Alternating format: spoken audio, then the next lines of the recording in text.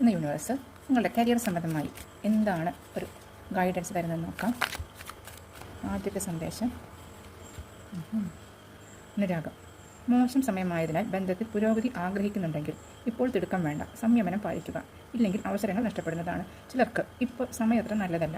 അപ്പോൾ അതുകൊണ്ട് പുതിയ ഒരു ബന്ധത്തിൽ അല്ലെങ്കിൽ പുതിയൊരു ജോലിയിലായാലും അല്ലെങ്കിൽ പുതിയ എന്തെങ്കിലും കാര്യങ്ങൾ ചെയ്യുന്നതിന് മുമ്പ് ചെയ്യരുതെന്നല്ല പറയണത്, ഒന്ന് അല്പം വെയിറ്റ് ചെയ്യുക. ചിലപ്പോൾ നിങ്ങളൊരു ഗ്രഹപ്പഴക്കാലായിരിക്കാം, അത് മാറുമ്പോഴത്തേക്ക് നിങ്ങൾക്ക് കാര്യങ്ങൾ നല്ല രീതിയിൽ മുന്നോട്ട് പോകും. സ്വന്തം വികാരങ്ങളെ നിയന്ത്രിക്കാനും ചുമതലകൾ ഏറ്റെടുക്കാനും നിർബന്ധിതനായ വ്യക്തി കൃത്രിമത്വം സൃഷ്ടിച്ച് അവിശ്വസ്തർ സ്ഥാനനഷ്ടം ഉണ്ടാക്കും, അരാജകത്വം നിലനിൽക്കും. പറഞ്ഞല്ലോ, ഇപ്പോൾ നിങ്ങൾക്ക് സമയം അത്ര നല്ലതല്ല. അപ്പോൾ നിങ്ങൾക്ക് സ്വയം ഒന്ന് നിയന്ത്രിച്ച് നിൽക്കുക, നന്നായി സൂക്ഷിക്കുക. കാരണം നിങ്ങൾക്ക് എന്തെങ്കിലും ദോഷം വരുത്താൻ നിങ്ങളുടെ സഹപ്രവർത്തകരോ അല്ലെങ്കിൽ നിങ്ങളുടെ കൂടെ ബിസിനസ് ചെയ്യുന്നവരോ ഒക്കെ ശ്രമിക്കാൻ സാധ്യതയുണ്ടെന്നുള്ളൊരു വാണിംഗ് ആണ് ലഭിക്കുന്നത്.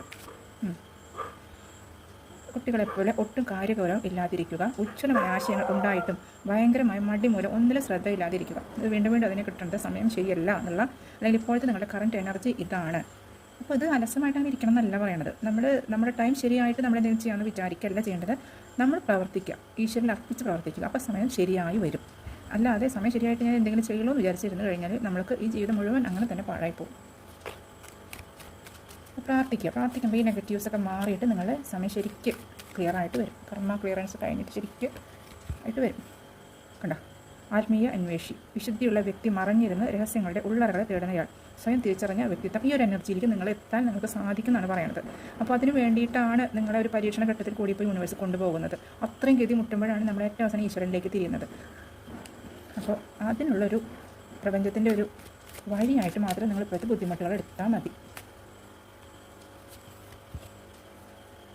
കൃത്രിമത്വമോ അവ്യക്തതയോ ഉള്ള തടസ്സം ഇരുണ്ട ശക്തികളാൽ നശിപ്പിക്കപ്പെടാൻ സാധ്യത. വളരെ സൂക്ഷിക്കുകയും സാഹചര്യങ്ങളെക്കുറിച്ച് അവബോധം ഉണ്ടായിരിക്കുകയും വേണം. ശത്രു ദോഷം വളരെയധികം കാണുന്നുണ്ട്. അപ്പോൾ നിങ്ങൾ എന്താണ് ചെയ്യേണ്ടതെന്ന് വെച്ച് കഴിഞ്ഞാൽ നിങ്ങൾ അതിനുള്ള ആരെങ്കിലും അഡ്വൈസ് കാര്യമായിട്ട് എടുത്തിട്ട് അതിൻ്റെ പരിഹാരം ചെയ്യുക തന്നെ വേണം. ശത്രുദോഷം തന്നെയാണ് കാര്യമായിട്ട് കാണുന്നത്. സാധാരണ വരാറില്ല റീഡിങ്ങിൽ, എന്ത് പറ്റിയെന്ന് എനിക്കറിയില്ല.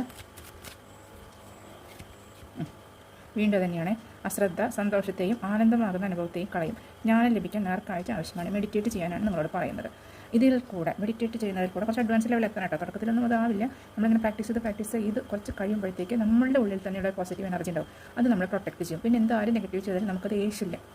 അതിൽ പല സ്റ്റെപ്പുകളുണ്ട്. അപ്പോൾ കുറേശ്ശെ നിങ്ങൾ മെഡിറ്റേഷനൊക്കെ ആയിട്ട് പ്രാക്ടീസ് ചെയ്യാൻ തുടങ്ങുക. അപ്പോൾ നിങ്ങൾക്കൊരു പോസിറ്റീവായ വഴിത്തിരിവുണ്ടാവും.